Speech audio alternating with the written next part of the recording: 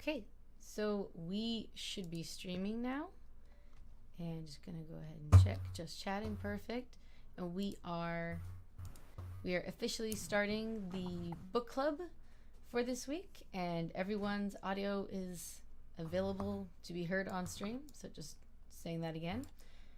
And we are talking about continuing Greek religion by Walter Burkert. We were doing pages 40 to 46, which is the section 3.3, the cult places. So let's see here. So you guys got to the labyrinth part, cool. And then I just copied in some of my notes, so you guys are welcome to put in your notes in our Google Drive. And I'm going to share the link again in the text chat. Yeah. And you guys will be able to edit it, so you can go ahead and just add your own comments and notes. I'm slowly working on the notes from last week, but given the events of this week, it is slow going. Yeah, I actually have my notes in a different file, so I just copied them over, and I was gonna clean them up, but I didn't. So, for the same That's reason, okay. You know. I would suggest picking a color. Mine is purple for your text, so that way, if you want to, people can know that it's you. Wow, there's definitely some spelling errors in mine. I apologize. So let's start on page 40, and I actually didn't have a lot on my head about the caves, but I was very interested in that they were saying, like, in these dark and weird, dark and apparent and barely accessible places, an encounter with the sacred was sought. And I immediately wondered, was it because, like, they were tuning out of the world, like when we go and to, like, go camping and, like, away from technology, away from society? Or was it mystical? Or, like, do you guys think it was both? Like, if we, separated from our devices and stuff? I will let you guys talk because I have the Modern Minoan Paganism book in front of me, so I can tell you what we have discovered through that, but I don't want to influence anyone. Ooh. Yeah. I touched on this a little bit last week because I just kind of went through the whole section because I forgot what pages we actually were doing. But I want to hear what people have to say before I kind of dive in. I'm sorry, and was that question clear? Do I need to clarify what I'm saying? Because sometimes it sounds right in my head. I think I understood it, but I don't want to, like, be wrong, because I also do that a lot. Could you just try and explain? No worries. What I mean was, like, were these caves really, were they really places where you could encounter the sacred? Like, was it mystical, or was it the fact that they were someplace away, tuned out, from the rest of the world? As if we, go camping and leave our technology behind and we're like, oh, it's amazing. Is it really that great, or is it because we separated from the norm? Okay, cool. I was right. Yeah. Sorry, did you want to say something? I had a couple things I was going to say, but I was going to say I forget if I was trying to find if it was in this book or if I was reading something else, but there was a very common trend of, like, basically societies sort of early humans, like you're talking like Neolithic era, living in caves and then moving out of caves into more permanent structures. Caves became burial sites, and so they became associated with the ancestors and the underworld. Essentially, they were entrances to the underworld. And so a lot of cave paintings, like, this is completely separate from this, but a lot of cave paintings, like, if you go in and you look at them with flames, they actually seem to dance and move, and it was like a very spiritual experience, likely to be inside of those caves for other cultures. So I'm imagining something similar for Minoans as well. Yeah, I think like you're saying, it would be associated to be very spiritual, just because of all the activity that was done there. And there's of course also again that connection, like you said, like it's like if you lived in your grandma's house.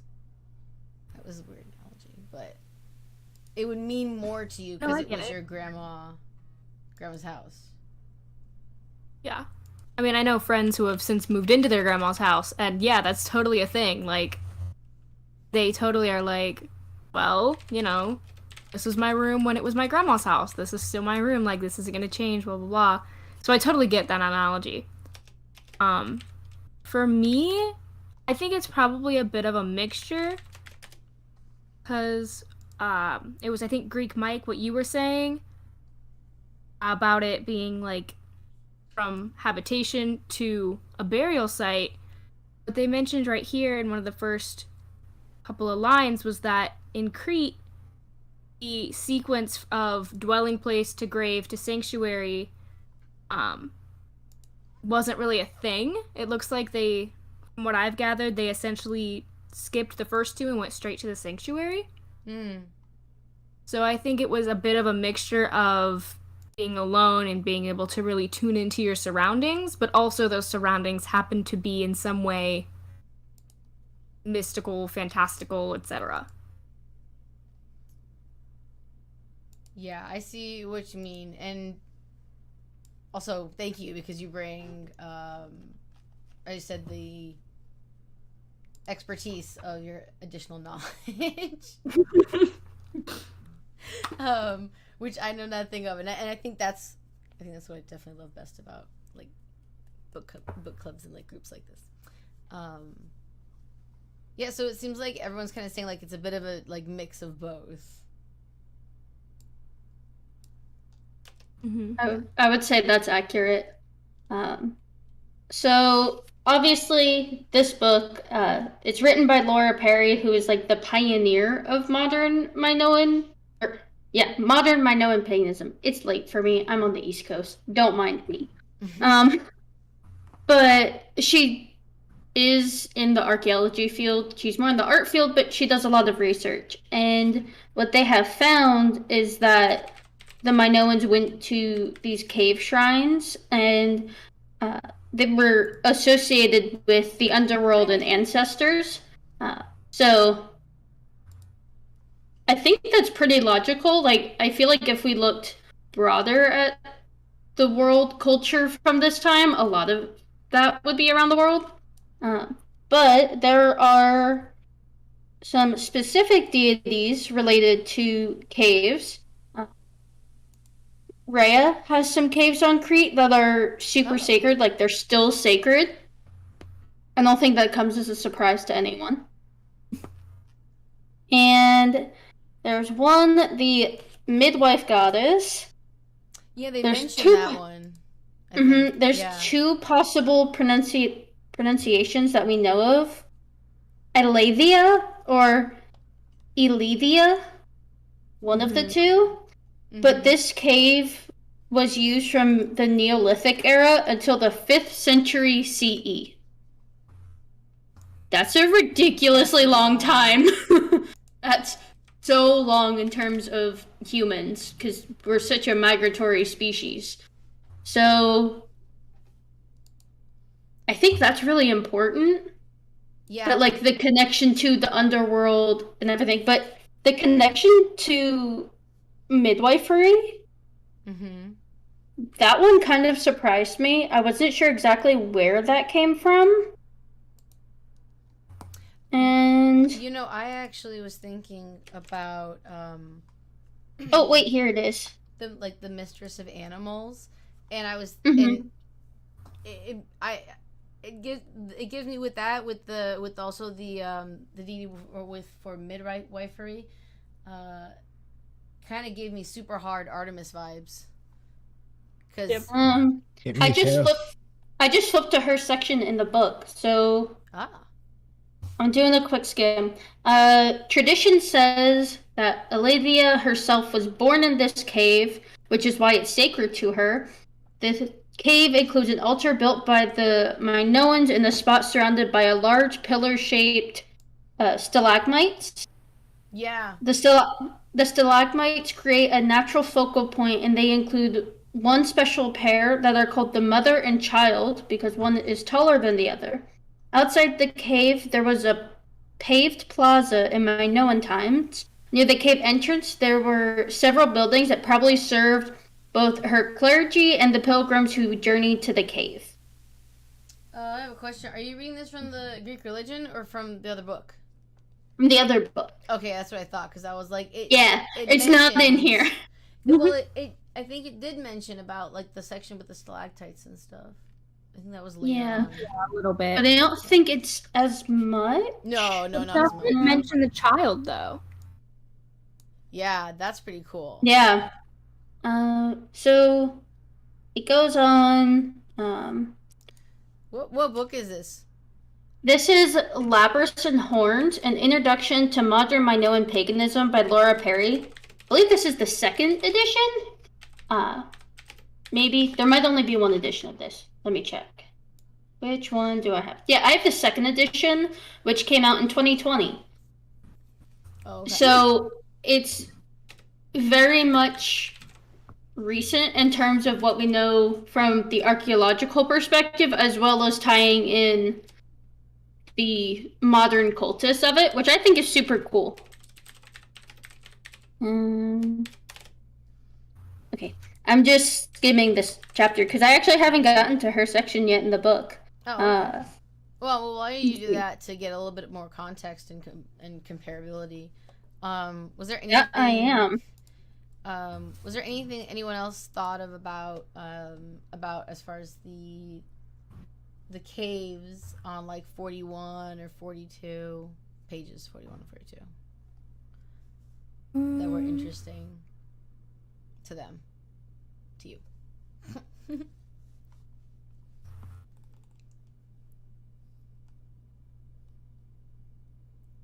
I'm gonna be honest, most of my annotations were from, I think they're called epithets. I don't really know how to pronounce it. Of the different gods, because I'm pretty new to all of this, so I was not familiar. To be quite honest, before I joined this server on Discord, I had no idea that there even was, like, different epithets, really. So, of course, most of mine was having to research, and one of the things that I saw was pretty interesting. At the bottom of 42, there's a reference to, and I'm gonna butcher this, I know I am, Hermes Krenios? Yeah. And no one can really figure out who that is. Of course, like, it's Hermes, but, like, apparently this is, like, the only relation that they have to Hermes Krenios. And I don't know if anyone else has any more information than from what I found in, like, a 10-minute Google search, but it was kind of cool. Yeah, so that would be a version of Hermes. Like, what version of Hermes would that be? Because you Googled it already, so. From what I found, so there could be multiple spellings. The one in here is with a C. But of course, in Greek, usually there was a K instead of a C, so there's also it spelled with a K. There's also it spelled Khthonios, which means, like, of the earth. But it also could be Hermes of the fountain, and, like, again, it only seems to exist in relation to the Patsus cave. So I don't know. I'm just grabbing that section on the PDF here. Yeah, it seemed really interesting to me that they did have different deities in different, like, more than one deity, whatever. In some caves, and then was it her? Yeah, Hermes just had that one, and then Zeus was the different one, the Ida cave. Yeah. So it was interesting because I wondered why. Was it just the matter that was the main person that was worshipped in that area, and there was just nobody else as big of a deal, or to those people, or was it that certain areas were like, oh no, everyone has to have, like, their own thing. Yeah. Because we even do that now. Like, I know some people have like one altar for one deity, right? Yeah. Or one altar or one deity per altar, or one altar per deity, whichever way you want to look at it. Versus some people have multiple per altar.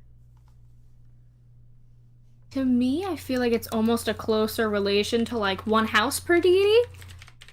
Oh, here we go. In the VC chat, someone said maybe certain parts of the cave was for different deities. Oh, yeah.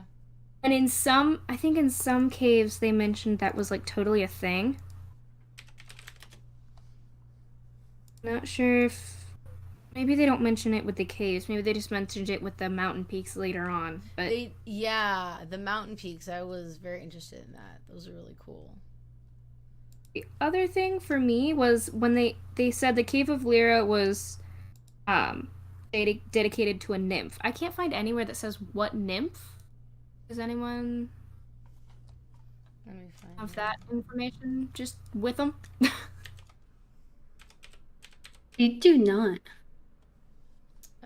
Let's see if I'll look it up. You guys keep chatting and see if I was like, I tried to look it up and I can't find like a specific nymph, and it's probably not, in the long run, terribly important which specific nymph the specific cave was dedicated to, but can't help myself. Well, I have more context now for the midwife goddess. Okay. So, since she's the bringer of new humans into the world, it's like the woman brings the baby's body, but the goddess helps to deliver its soul into the world. Oh.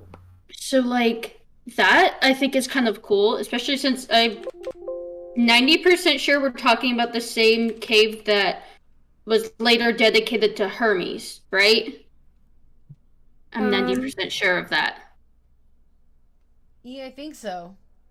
I think so. So, considering Hermes does function as a psychopomp, that's just really interesting to me. I'm sure there's something to be explored there. She also is connected with basically the Minoan version of the mysteries. In Greek art, this goddess is shown carrying a torch. Or I should say Minoan art. So if she's carrying a torch, then it might also represent the passage of the baby from the darkness of the womb to the light of the world. And they think the torch had another meaning. So, we all know, the mysteries with Demeter and Persephone and how Hecate was involved. There's basically a version of it in Minoan paganism where it's Ariadne going into the underworld. And they think that Aletheia might have been her torchbearer. Oh, whoa. You know what? Yes, I've heard this. I took a class on it was just a goddess class, and they actually told us that story. So they said, in a sense, this makes her the dark sun or underworld sun goddess, similar to Hecate. Some of us view her as a death midwife as well as a birth midwife. Both of these are liminal transitional times that can be dangerous, times when the soul moves from one realm to another, and she also has connections to Dionysus. Dionysus just likes to pop around anywhere he pleases, man. The connection is to the sacred silver fir tree that is one of his symbols, and the resin was added to wine in Dionysian rites. And they think it's possible the resin from the tree had medicinal uses during childbirth. There were also sacred birthing trees that were common in Crete and throughout the Bronze Age world. They were considered to be the locations of birth of various gods, Dionysus included. And of course, even a goddess needs a midwife, so who better to help than a divine one? Mm-hmm. I mean, that's what I'll pick. So, I feel like that's all just, coming together. So there's someone on the stream, PTR and DZ. They were saying that in relation to the Alethea, it says since a lot of babies died at birth, could it be an early psychopomp? I think that's definitely possible, especially since, I mean, in this book, which Labyrinths and Horns, it mentions she might have been a death midwife as well as a birth midwife, which kind of goes hand in hand because childbirth is inherently really dangerous. I feel like that very well is a real possibility. And then if it is indeed the same cave that was later dedicated to Hermes, who has a function as a psychopomp, I feel like that's a natural conclusion. Yeah, I would agree, and especially since if you think, I mean, we're blessed now with the modern medicine making childbirth a lot easier, but there was a lot associated and a lot of different deities, I would say, associated with someone who is going to be bearing a child. I could see that for sure. Okay. Let me also see. I want to jump back to the notes. Also, I just realized I don't it'd be cool if you guys added your own notes in here, but if you can't, I just remembered that there's a program that I can just put the audio into. And it's not that expensive and it just gives a transcript, and I'm like, oh my god, why did I not think of that for last time? Except B, you guys, if you guys reference another book, you got to put that in the notes, because although I think I got it, I just called it Labyrinths and Horns. Yeah, that's good. It's in there. Yeah, I will put it up with my notes as a good reference, because not only does it have up-to-date information, it's worded in a way that is very much accessible and relatable. It doesn't have all the academic jargon that is just a pain in the butt to read through. But it also gives insight into modern worship of these deities, which I think is just as beneficial, since there's only so much we do know. Yeah, actually, on that note, what did you guys... How did you guys feel when you were reading about the how the caves were and the type of sacrifices that were left there? Because I was like, oh, these are pretty cool. This is some of these things are things that I might also sacrifice in one way or another, like pig. I'm totally gonna sacrifice bacon,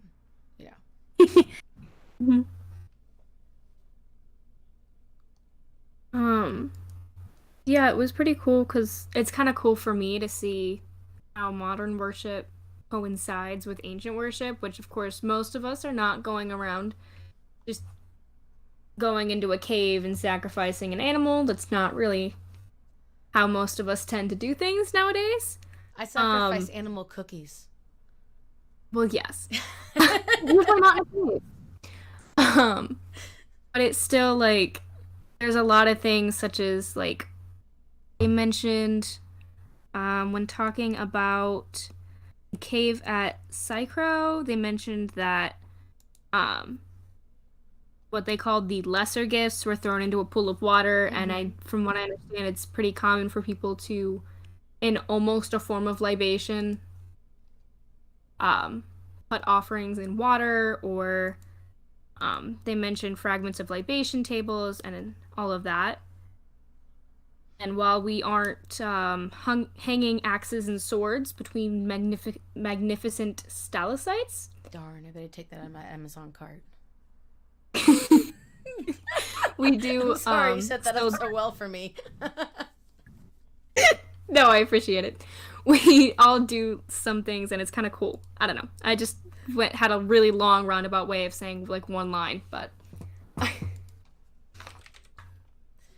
Yeah, and actually, so you just said, it reminded me about the thing about throwing things into a pool, or to the pool of water, and immediately in my head, I don't know why I didn't when I was reading it, but I thought about, throwing a coin into, a fountain. Oh, I didn't even. Ooh. Right? That might be a cool thing. I don't know. But I wonder where that came from and what the connection might be, if any at all.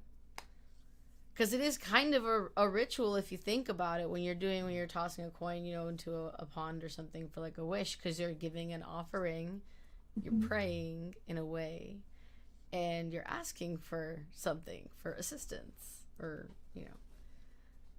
so. But also, that would be like a super cool way to like, I don't want to say sneakily, but like sneakily worship if you are not able to do so. Because who's gonna think anything different of you going, "Hey, mom, can I have a penny to throw in that fountain?" Like, everyone does it. Actually, I have done this. I just realized because the Getty Villa is a museum here in Los Angeles, and it's part of the Getty Museum, but it's in a different location that is designed and built to look like an ancient Grecian like house or building, and they have some water fountains that I actually took a picture of with me and my husband to use as our Christmas card one year. And we threw money into the fountain, and I actually didn't think of it like an offering, even though I was doing it for the Hellenic gods, because that's like all that's there. But I just thought of it as like I'm just throwing a penny in the water, like, and it just it occurred to me through this. Tiny coin goes splash. It's a thing. Yeah, and LV Nathan says it came from ancient times. They believe. So I have a question for you. Mm-hmm. Can I share my screen super quick? Yes, and actually, hold on. Before that, I did actually get a little bit of headway on the Nymphs. Ooh. Which I got a if you want to do more reading, I got a paper, essays in classical archaeology for Hellenic. That's a really long name. But I downloaded it, and if you actually just search in there Nymphs, it takes you to a section called the Archaeological Evidence, the Finds of Lyra, from Crete. And it talks about, it says, the earliest archaeological testimonies from Crete clearly attribute to the cult of the Nymphs come from the cave of Lyra at the northwestern extremity of the peninsula. I'm sorry, this is very small, and now we're getting to words that aren't words for me. Acrotiri Kedonius, which protects the heart, blah, blah, blah. Anyway, there's a whole section on it. So I'm going to drop that in the book discussion. It's a whole PDF. It's like 10 pages, so it's not too much. But just in case you want to go down that rabbit hole. How do I let you share your screen, B? I should just be able to. I think you should. Awesome. So I noticed in the book, the author says axe a lot, like a double axe. Mm-hmm. This is actually what he means. It's a labyrinth, which was used for ritual purposes. This is not an axe. It literally cannot be an axe because it would break because of how thin it is. But I thought I would show that to you because, yes, I know it looks like an axe, but it doesn't function as an axe. It would not be used for like chopping wood and stuff. It was a...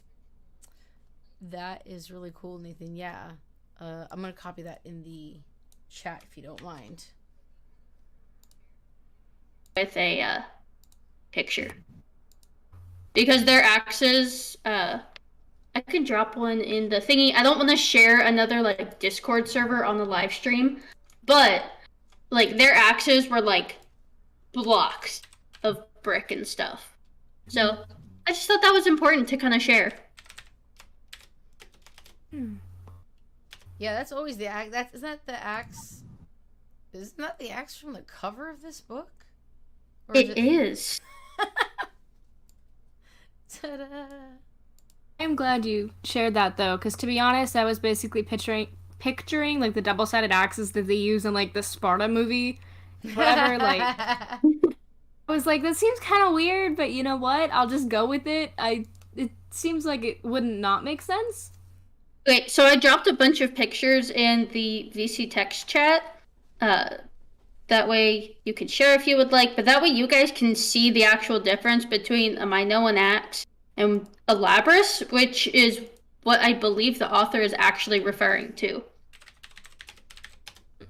That makes a lot more sense, because I was thinking like you said, like a useful axe, not. Yeah. I posted that seems wasteful.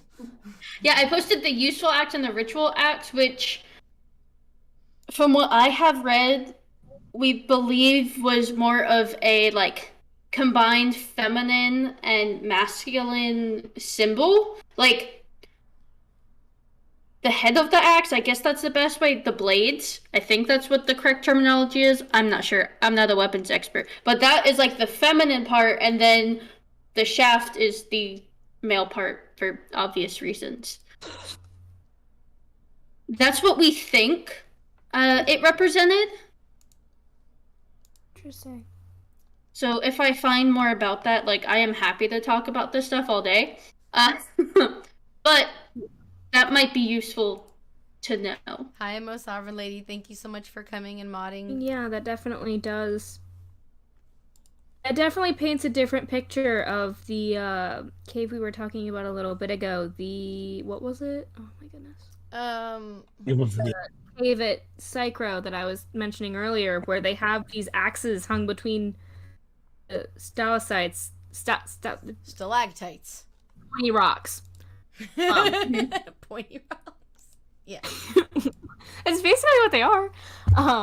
But honestly, I was kind of thinking, like, this whole thing, I was like, this sounds like a booby trap from an Indiana Jones movie. Yes! Yes, you're right. That's exactly what it sounded like. Like, I'm cool. Like, if that's how y'all do this, that's sweet, but it was kind of weird extra, to think very about. Extra. Yeah. Now that okay, so I just go ahead. Sorry, I was just gonna say, like, now that you've like shown me what it actually looks like, and of course there were still swords hung there, but it makes a lot more sense now. Yeah, so I just double checked in this book. The Labrys is usually paired with horns, so I'll see if I can find a picture of that. But it does represent the egalitarian nature, like masculine and feminine iconography. Well, there was something about that in another section, wasn't there? I think so. Page 45. I don't remember. Page 45. I actually was gonna bring that up. If you guys look in the notes and go down to my page 45, you guys can see it.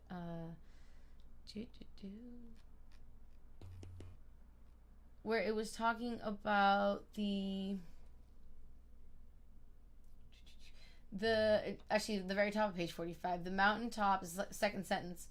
The mountaintop suggests a weather god, but the Greek fire festivals are in honor of a goddess. The seal from Canona, whatever, shows a goddess standing between two lions at the peak of a mountain. She holds a spear or a staff towards a male figure who looks up at her. On the other side of the mountain, a cultic structure crowned with horns can be seen, which is actually High Dionysus again, maybe.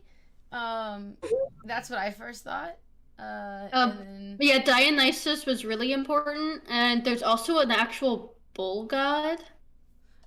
So that's pretty cool. Yeah. So when I read that, I was like, in my head, I was like, she holds out a spear or staff, Athena, and a male figure who may also have to do with like similar things. Like the idea that I was going to do was that it was like the two were coming together, right? And the male figure, I was like, Ares, and I could just see Dio playing, or Dionysus playing like referee, because he's super chill. In my opinion, that's my personal UPG though. Yeah, and just kind of ideas that came from this. What do you guys think? So, question about the bull god. Does the bull god have any association with like Zeus's later association with bulls, or is it a completely separate deity? Ooh, good one. Hold up. There are a lot of horned gods. I'm gonna be honest. There are. I mean, within our pantheon though. In the Minoan. In the yes, okay, yeah. Yeah. So there's the Minotaur Mm-hmm. and Europa, which are kind of a pair. So you have the Minotaur, and then his female counterpart, Europa, is Moon Cow. That name might be familiar if you know some mythology. No. It's also just Vaguely. 2 words. That go- Europa was Europa. a... Oh, you want to go for it? Now you go. She was... Correct me if I'm wrong, but she was on Crete. Like, she was basically a mortal on Crete who...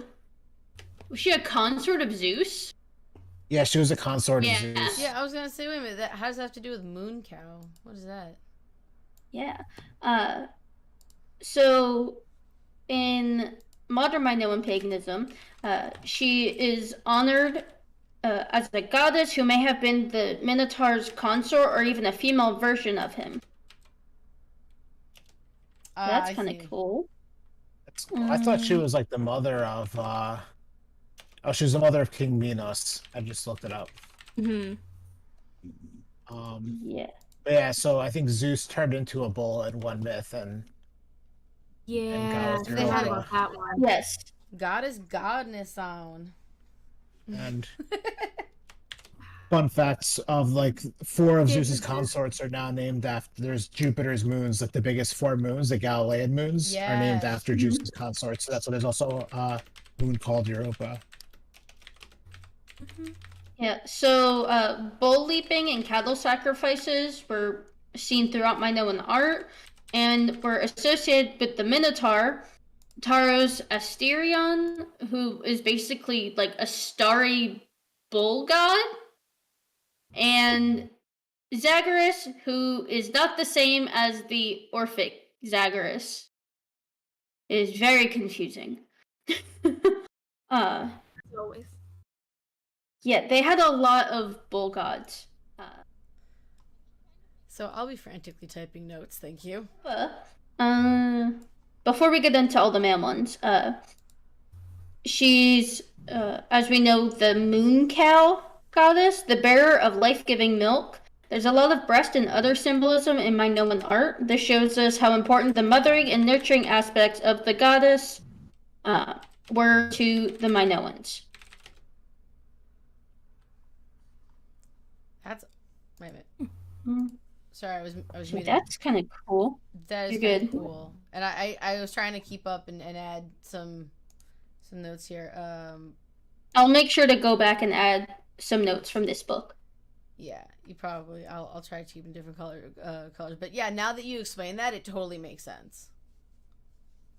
Going a little bit off topic to the message about like the lines about the mountaintop suggesting a weather god, the Greek fire festival being in honor of a goddess. This might be kind of a dumb question, and I did Google it just to double check and make sure I wasn't entirely crazy. And I don't know how to say it necessarily, but Keone, the daughter of Boreas, the god of the North Wind, wouldn't she? And I know she's a nymph technically, but I don't know. To me, wouldn't she count as a weather goddess? Like, I could see that. because to me, when they were trying to draw these representations, or not these connections with the weather god and the Greek fire festivals, like the mountaintop and the Greek fire festivals, I instantly thought of Keone. Can you spell that, please? Because I'm terrible at that.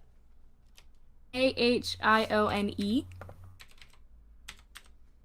I'm just gonna put that in here in the notes too. I mean, since seemingly no like historians have found a connection between that, I would have to imagine that I'm like totally off base. I mean, no, but didn't it specifically say that they never they couldn't figure out like who it was? It was just It said that there's been no figure to represent a god. so you could be not off base. You could be At right. the Who knows? peak sanctuaries. Yeah. This is like the top of 45. Yeah. I'm about to blow your mind. In this book, it says Oh? there's a sun goddess. Yeah. From Is the Minoan. Mm-hmm. Does it give any more information? Yes. So her name is Theracia. I think that's how you say it. She was celebrated at the summer solstice because it's the summer solstice. Do, do, do, do. She rules volcanoes and hot springs as well. But basically, the Minoans divided up their gods based on what they saw. So, like, Rhea was the earth goddess. There was a sea goddess and then a sun goddess. Which kind of makes sense. Yeah. Yeah, you know what's really interesting? I got. So, of course, as always, since we have no definitive proof of which Yeah. god or goddess they could have been worshipping, it could have been all of them. It could have been. Well, and then we just someone in another. As always, there's a million gods or goddesses. Or seemingly That is true. one thing. A lot of polytheism. Well, someone mentioned a word that was new to me in the. Wait a minute, am I? I also find it I muted interesting. myself, guys. Oh my god! Someone mentioned a new word for me in the chat today. What word is it? Let me find. Here it is. Omnistic. Omnistic, which means that they believe all religions are true in their own way, but not to be mixed up with omnitheistic, which means that all beliefs, which is the belief that all religions are different interpretations of one concept. Which, bringing that into this, it seems like I always end up coming back to that. Well, they could all be different, or they could all be the same. We don't know. Yeah. You know. Mm-hmm. And it comes to your own personal beliefs, but it's just interesting because there are a lot of deities that do share a lot of the same like characteristics across different cultures. Mm-hmm. I love how that just gets pounded in our faces over and over again. Yeah. What I will say was also pretty interesting is kind of on the same topic. There's a lot of phrasings in here, I suppose, that almost purposefully leave which deity was being worshipped a mystery. For example, a little bit later on page 45, that last paragraph right before tree sanctuaries mentions Tarsos, the fire is for a god who was identified with Heracles. Mm-hmm. Like, the amount of gods that were identified with Heracles. But also they mentioned Baal. Yeah. Yeah, and it seems like they specifically are like, yo, it could be this, but it could also be that. So I totally agree with you. Yeah. So a most sovereign lady also, by the way, has mentioned that we know almost nothing about nothing concrete about the Minoans. Although I know B has some real good stuff, but you're going after a master, so. So a most sovereign lady is saying that we can't speak their language or read their shattered records. It's just something to keep in mind when talking about this. Yes. And, yeah. I didn't actually know that, I don't think. There was somewhere that mentioned something about them not being read still. Hang on, let me see if I can find it, because what I say is making sense. There's like conflicting things in this book where sometimes they're like linear A hasn't been deciphered, but then other times they're like linear A has been deciphered. I'm like, no, it still has not been deciphered. Yeah, and just remember, as you mentioned, I think it was last time or time before that which is why I referred B for the Minoan stuff, because this book was printed a long time ago. Yeah, this book was printed in 85. Yeah, so there's a shit ton of new info. Yes. And since B's going after her master's, I'm particularly abusing that. It's okay. I'm also in touch with someone who has a doctorate. I believe she has a doctorate. I know Laura at least has a master's. She might have a doctorate, and she specializes in this stuff. So if I don't know the answer to something, I ask her. Yeah. Masters. She might have. That's brilliant, and we appreciate you using your contacts. Always. So, and then let's see. I still can't find where I found that. I know it mentioned somewhere. Yeah, someone noted it in the... It's at the end that says we cannot verify which gods were associated with these. Yeah. Oh, I was trying to mention Yeah. where they... I was trying to find where they mentioned in here about, like, it still being unable to be read. I know they mention it in section 3.1. Just going back a ways, but they mention it there. But then the beginning of 3.2, it says, and I quote, "But the decipherment of linear A does now seem to have been brought a step closer by the latest important new finds." Not really. Archaeologists are still clueless about it. Yeah. I mean, here they mentioned at the bottom of, again, that paragraph right before Tree Sanctuaries begins on 45, they mentioned that it's, that the picture of Syrian-Palestinian cults in the second millennium is still too unclear for any conjecture to be verified. I don't think that's exactly where I saw what I'm thinking of, but I'm gonna keep looking for it, because it was in here somewhere, or I made it up. So, but... yeah. In referencing B, what you're talking about, linear A versus and linear B, Pete on the stream is mentioning that linear B was used by the Mycenaeans and linear A was used by the Minoans, and it's linear A that isn't deciphered. Yeah, I said linear A wasn't deciphered, but there is some overlap between the Minoans and Mycenaeans and the use of A and B. Because they did interact, so there's some overlap in there. I have a dumb question. Yes. What is linear A and linear B? I got you. I got you. Did they explain it? Did I miss it? Did I forget it? Or did they just, just... They just were like, these are things. Okay, good. Yeah. I'm glad. So, would you Let me please? see if I can Felt really find... dumb. The short answer is the written languages. Yeah, they're Oh, written I see. languages. Let me see if I can find pictures. This is why I love to say that I know nothing, because sometimes I genuinely do, and it allows me to ask the question that maybe someone else didn't want to ask. I don't know. I know the short answer to it. I don't know the long answer as far as the differences are like. I guess other than like one civilization used it and the other one. Like Mycenaeans used I think B and Minoans A. Got it. Why can I not find pictures? Yeah. Okay, I really cannot find where I saw that line about something still being unread or untranslated or whatever. That's Darn. cool. But I did find the beetles, which I also thought was like The Beatles Weird. was cool. a dung beetle. Okay, does anyone know if that's if maybe they're a sacred creature, I or think- if like I know there's a certain type of beetle. I don't know if it's... I don't know if it's the dung beetles or not. I don't think it is. But I'm not sure.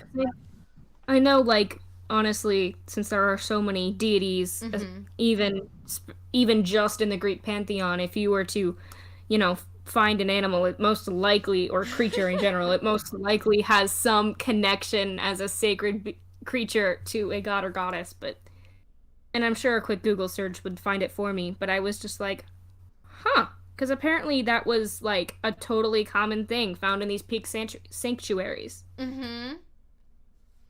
I wanted to also bug you, Kit, or kind of poke you in the reference to the nymphs and now, I mean, this is in the different. This is not in the cave sanctuaries. I'm talking about the tree sanctuaries. In relation to the fact that there were tree sanctuaries. And I wanted to see what you thought of that. Yeah. So, and I also love that they mentioned that because I was like, I know what that looks like because I've seen it in movies. So, Yeah. I mean, to be quite honest, you know, I feel a little bit like an idiot now because I didn't even relate the trees to the nymphs somehow. I was so focused on deities and, you know, so when I went through and looked, because on the bottom of 45, I seem to love that page. Right at the top of that last paragraph, generally fig and olive trees seem to be depicted, and if I remember correctly, olive trees are a symbol of Athena. yes. And I can't remember That's who how fig she trees won, are for. Athens from Poseidon was the olive tree. Yes, that's what that was. And then I was like, I know they're also basically like I think they're a sign of Peace. like concession essentially, for that reason. I think it's just a sign. Yeah, not necessarily a convention, but Like a white but like flag almost. peace. Yeah, yeah. Yeah, and then the fig tree, I can't remember who that's for, but I don't know. I found it kind of interesting that those specific trees were the ones seeming to be depicted, and also that we apparently have not physically found any tree sanctuaries. We simply see Dionysus. The fig is for Dionysus. Yeah.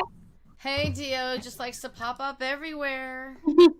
I did ask Laura about the tree sanctuaries, if you guys would like to know. Always.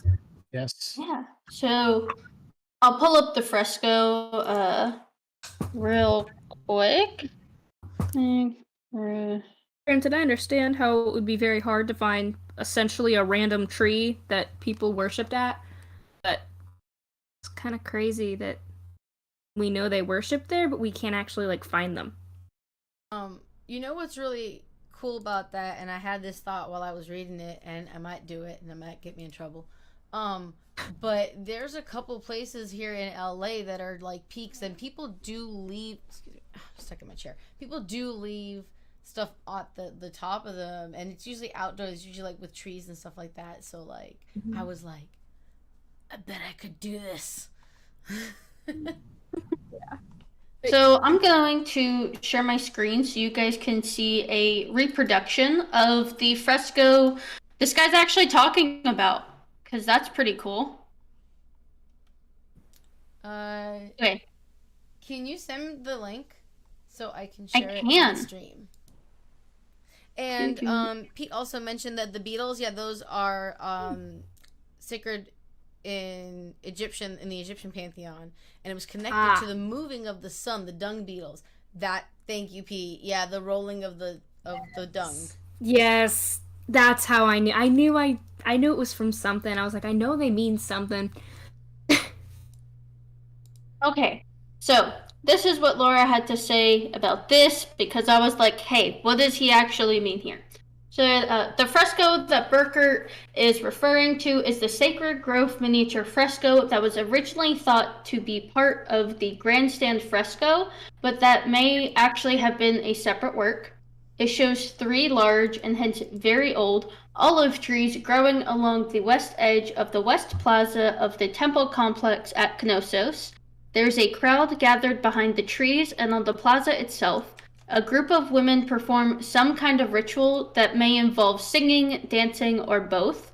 So this isn't a grove or tree sanctuary as such, the way we think of the terms. It's the west plaza of the Knossos temple complex. The stone walkways in the fresco are still visible today. The fact that there were olive trees growing there suggests a sacred or symbolic context for the trees, obviously. There is the possibility of freestanding sacred groves. If I recall correctly, one of the classical writers mentioned a grove of Rhea's sacred cypress trees growing on the Temple Hill at Knossos, still there in classical times. But I don't know that they were used for formal worship the way Burkert suggests.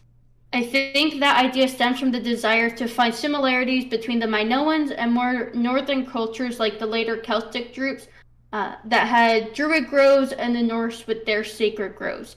It is likely that the Minoans had specific sacred trees where they left offerings and made prayers. Some of those could still be found across the island well into classical times, and I suspect some still exist today in rural areas. The most common ones that I'm aware of are birthing trees, like the fir tree associated with Dionysus' birth, where pregnant women would leave offerings in hopes of a safe and easy labor and a healthy baby.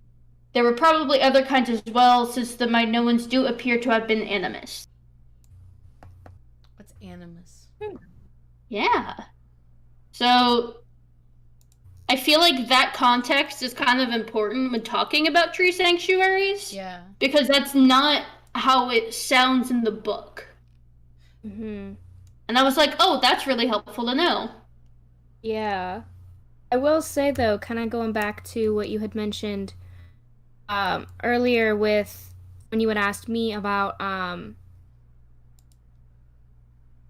The nymphs?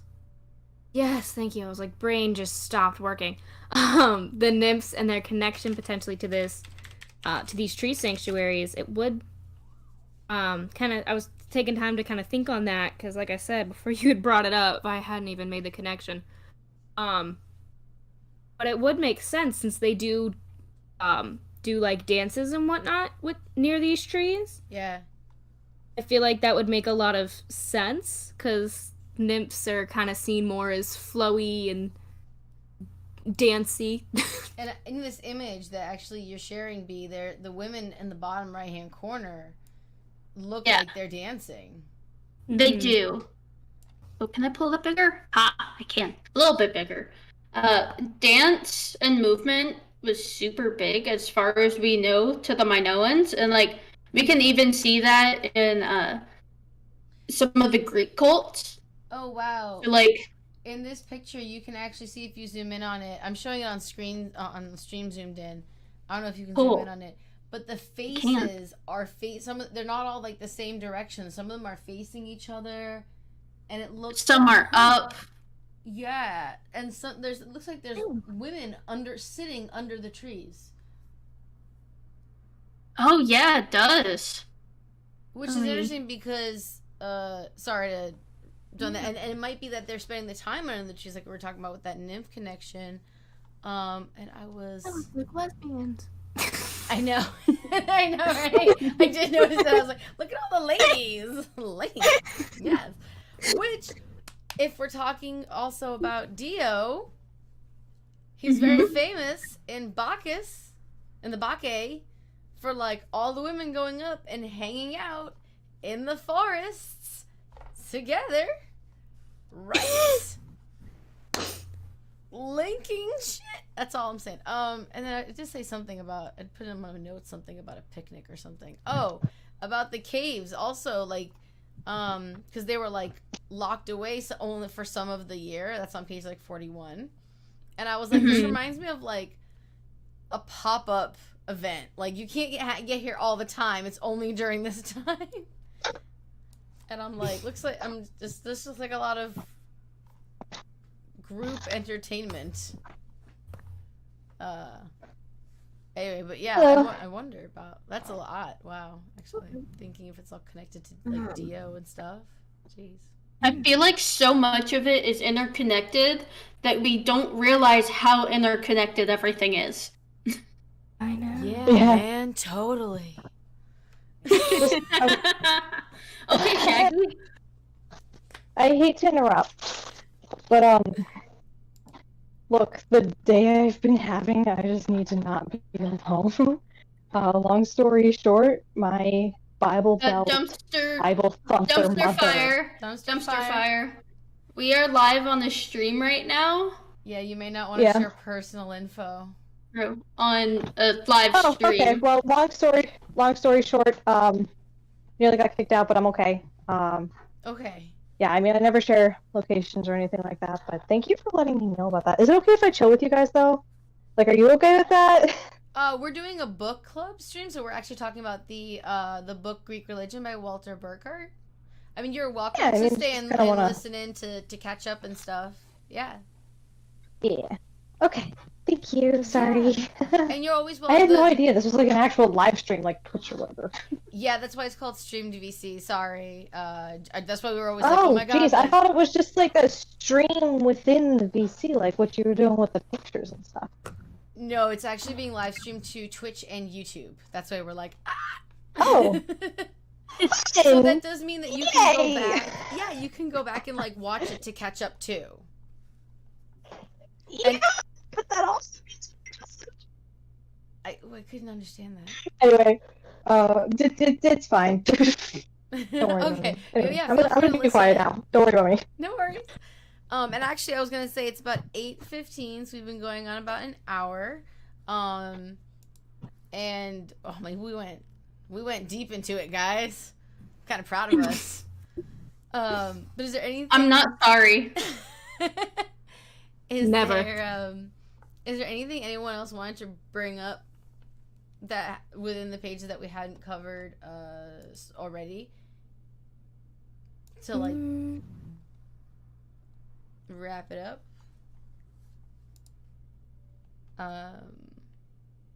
It's what house sanctuaries and temples next, which I think Yeah. are pretty self-explanatory. Yeah. Let me see large. I don't know what I It's, put in my it's notes about that. from those. It's definitely interesting to see. I guess I'm more interested in seeing later on how the House and Temple sanctuaries evolved over time. I Yeah. agree. I think we're all biting like at the nip, like just waiting for the house sanctuary.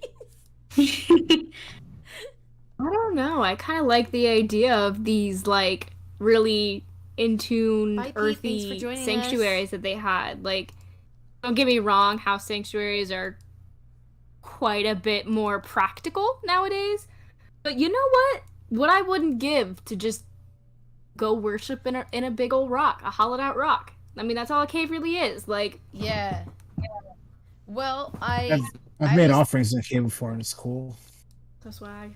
Yeah, I was actually thinking about it because I think on the Hellenic Herald website, I may be overreaching. We there is actually a map of places in the U.S. that you can worship. Rio, who is one of our mods, I think she's still one of our mods. They? Oh shoot, I can't remember. I feel bad about that. But there's a map, and I was actually thinking because I know Rio. I could, like I said, hijack some of these. I mean, it won't help you. I don't know if you're in Los Angeles or not, but possibly as a community, if there are places in your area, if you're also a hiker and like know about them, that people do leave stuff in caves, and it's okay, you know, respecting park rules and all that stuff. Because I know some places do not like that. But if that's okay, we could add those to a map and Would be start pretty awesome. doing that again. That could be really cool. Right? It's like, Unified movement of leaving shit in nature. I mean, I know we all are always like, I want money to fund a temple and this and that, but like, We make it work. nature is divine. Yeah. I'm a big fan of hiking, so like I like the I idea am of, like, too. Oh yeah. mountain peaks. Yes. How about I don't know where you guys live. I live in Los Angeles. It's a little cold, but I could manage it. It is super cold for me, and I believe Greek Mike as well. Yeah, I'm in the Northeast as well. Okay. Well, I'm it's- It's technically snowed Midwest. today.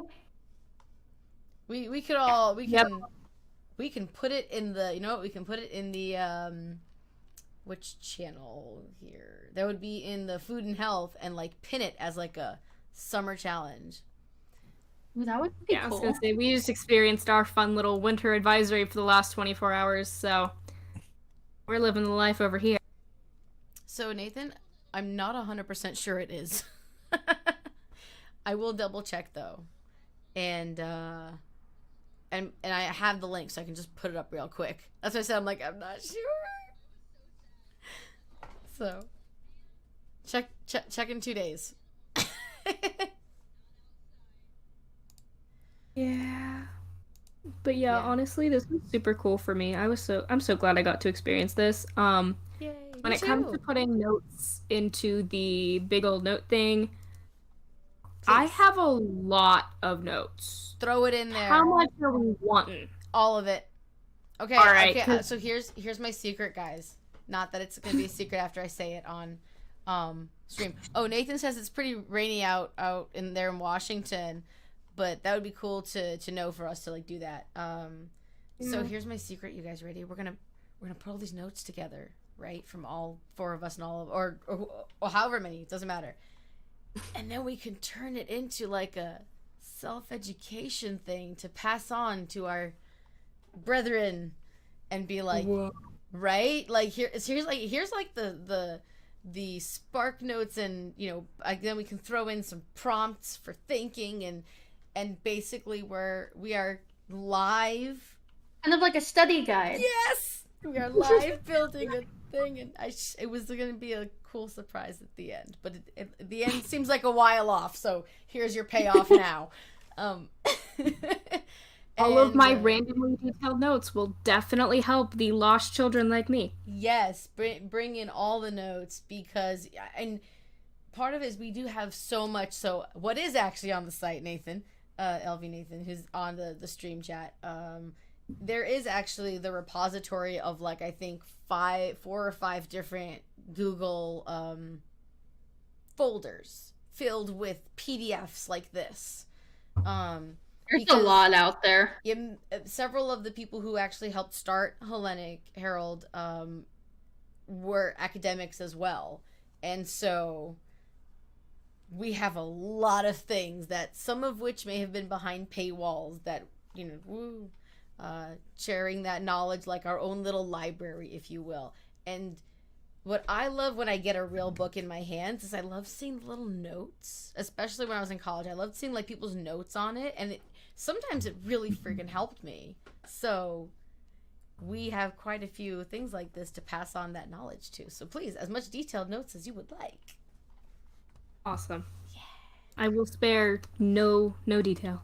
Yes. I mean, we'll have the original. I think that's going to be really cool to have the raw. We will clean it up. That's a long-term project. I need more hands on deck. But I'll fix all your typos. Thank you.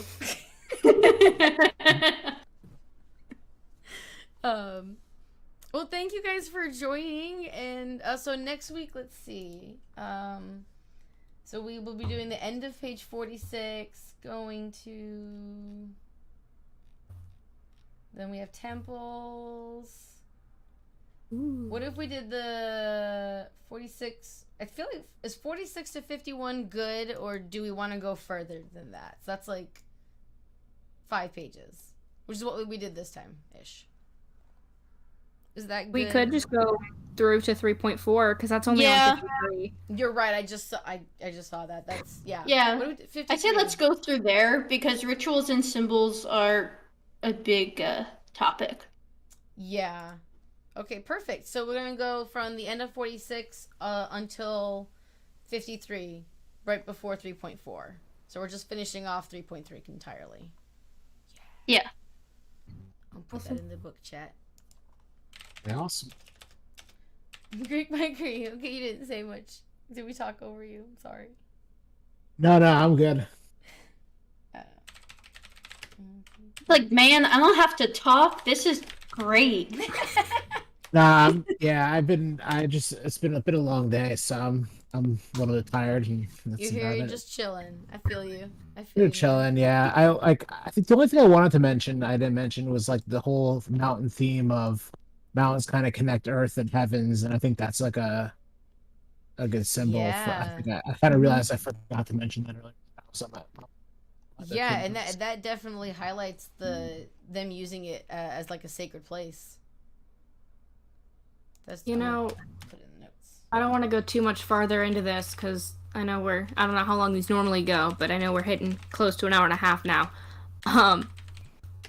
But with that just, of course, Mount Olympus, I knew of that before, but I just made the connection between, like, these peak sanctuaries and Mount Olympus. I wonder if they essentially had a relation in some way?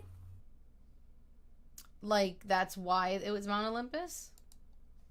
Well, No, but like since well, wait. Sort of. I don't know. I'm not really sure where I was going with that necessarily, but No worries. I feel like there might be some sort of a connection between why they felt that these peak sanctuaries were so sanctuarial. Yeah, like that. Yes. Yeah, I feel what you're saying. Like, just like what Greek Mike was saying about like the mountains connect heaven and earth. So then the Mount Olympus, and that's why they hang there. Yeah. Yeah, and Mount Olympus was kind of the Greek version of heaven on earth. I love that. I'm putting that in the notes. Woo, I go in the notes. Everyone goes in the notes. Let me feel special, okay?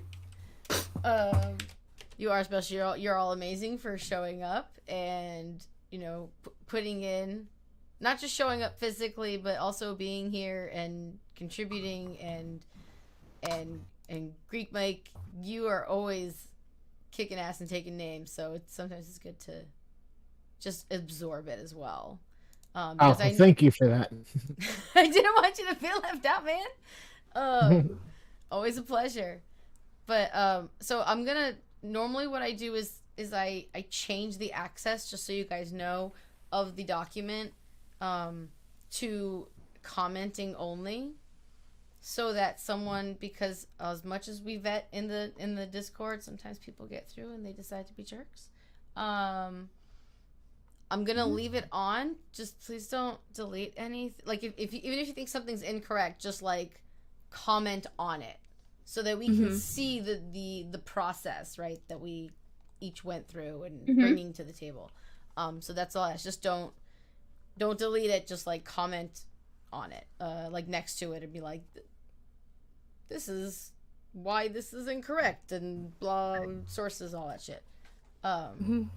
So yeah, I got steak waiting. I got T-bone, so I gotta go. Ooh, yum. Go enjoy. I gotta go cook it. Go enjoy.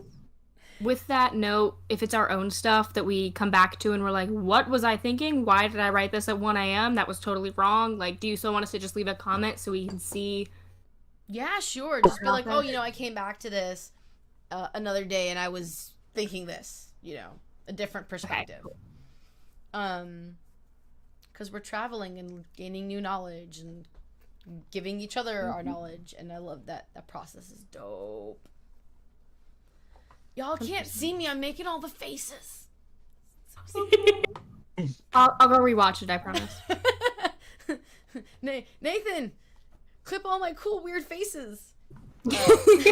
Nathan has graciously volunteered to assist with the social media, and not even assist, just pretty much do it so that I can focus on making the schedule of things happening and stuff. So Beautiful. Yes, and I'm so grateful, Nathan. Nathan, can you take screenshots of Victoria, and then we can have like a 1 through 9, how are you feeling today, and it's all different Victoria faces. Turn them into Discord emojis. Please. We have plenty of emoji spots left too. Oh my goodness. I am happy to be your jester and host. I enjoy it very much. All right, I'm gonna stop the stream now. So say bye, everybody. Bye.